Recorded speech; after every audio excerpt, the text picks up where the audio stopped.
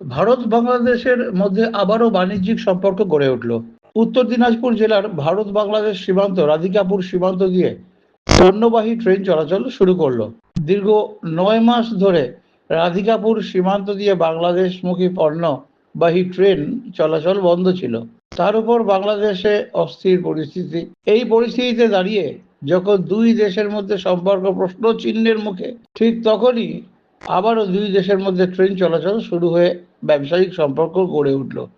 এটা গত 9 মাস ধরে বন্ধ ছিল। বাংলাদেশের ডিমান্ড কম ছিল দেখে আমাদের এখান থেকে যাওয়া বন্ধ ছিল। এটা লাস্ট গেছিল 6 মে 2024 গেছিল এবং এমটি রেট 12 মে 2024 রিটার্ন। তারপরে আজকে প্রথম 19 ফেব্রুয়ারি 2025 প্রথম গেল। কতগুলো বগি?